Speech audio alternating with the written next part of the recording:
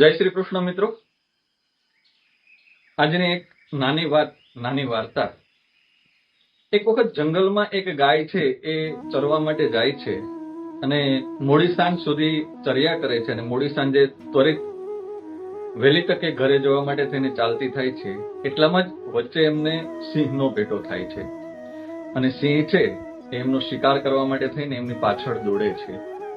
દોડતા દોડતા સિંહ પાછળ અને ગાય આગળ, એમ દોડતા દોડતા એક તળાવ જેવું હોય છે. એ તળાવમાં ગાય છે એ બીકની મારી કૂદકો મારી જાય છે. એની પાછળ સિંહ પણ એને શિકાર કરવા માટે થઈને એની પાછળ કૂદકો મારી જાય છે. પણ તળાવમાં પાણીનું પ્રમાણ ઓછું અને કીચડનું પ્રમાણ વધારે હોય છે. એટલે ગાય છે એ થોડીક આગળ જતા કીચડમાં ખૂપી જાય છે. એ જ રીતે સિંહ પણ એની પાછળ કૂદકો મારે છે એમનો શિકાર કરવા માટે થઈને, અને સિંહ પણ છે એ દલદલમાં, એ કીચડમાં ફસાઈ જાય છે. બને છે એવું કે બંને ફસાતા જાય છે, એકબીજા આગળ નથી વધી શકતા અને ઊંડે ને ઊંડે ઉગતા જાય છે. ધીરે ધીરે ધીરે સખત પ્રયાસ કરવા છતાં પણ પોતે બહાર નથી નીકળી શકતા. ગાય અને સિંહ બંને નજીક નજીક છે, પણ સિંહ છે એ ધારે તોય ગાયનો શિકાર નથી કરી શકતો, કારણ કે પોતે પણ એ કીચડમાં ફસાઈ ગયેલો હોય છે. થોડી વાર પછી બંને હવાતિયા મારી અને શાંત થાય છે. ત્યારે ગાય છે એ સિંહને એક નાનો સવાલ કરે છે. સિંહને કહે છે કે સિંહ, તારો કોઈ ગુરુ છે કે તારો કોઈ માલિક છે? ત્યારે સિંહ છે એ થોડો અભિમાનપૂર્વક જવાબ આપે છે કે હું આ જંગલનો રાજા અને મારો ગુરુ કે મારો માલિક કોણ હોઈ શકે? તું કેમ આવું મને પૂછે છે? ત્યારે ગાય છે એ ખૂબ સરસ અને સુંદર જવાબ આપે છે કે સિંહ, તારો કોઈ ગુરુ કે તારો કોઈ માલિક નથી, એટલે તને કોઈ શોધવા નહીં આવે. પણ મારો માલિક મને ઘરેથી અત્યારે શોધવા નીકળી ગયો છે, કારણ કે રાત પડી ગઈ છે અને હજી સુધી હું ઘરે નથી પહોંચી, અને હમણાં જ તે મારો માલિક આવશે અને મને આ દલદલમાંથી બહાર કાઢી અને ઘરે લઈ જશે. પણ સિંહ, તારો કોઈ માલિક કે તારો કોઈ ગુરુ નથી, તો તને આ દલદલમાંથી કોણ કાઢશે?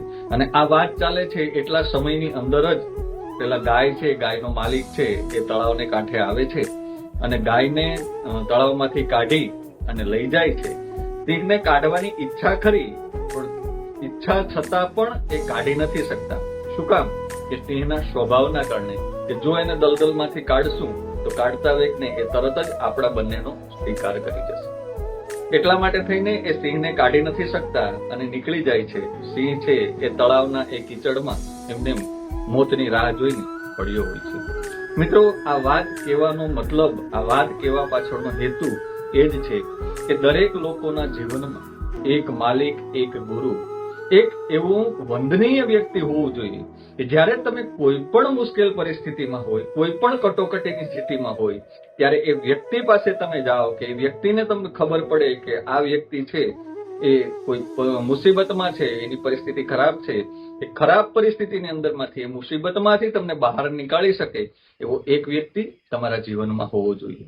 મિત્રો, આજના સમયમાં આત્મહત્યાના ખૂબ મોટા બનાવો બને છે. એની પાછળનું કારણ કદાચ હું એમ માનું છું કે આજ છે કે લોકો એકલવાયુ જીવતા થયા છે, અથવા તો અભિમાની બનતા થયા છે કે મારે કોઈની જરૂર નથી.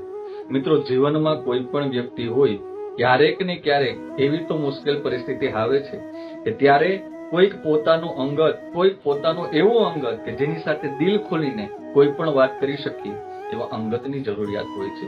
માટે મિત્રો, સંબંધો, પરિવાર આ ખાસ મહત્વના છે. ફક્ત ને ફક્ત સત્તા કે સંપત્તિ જ મહત્વની નથી. તમારી મુશ્કેલ પરિસ્થિતિમાં તમારા મિત્રો, તમારા સંબંધી કે તમારા પરિવાર જ તમારી પડખે ઉભા રહેશે, સત્તા કે સંપત્તિ નહીં. જય શ્રી કૃષ્ણ.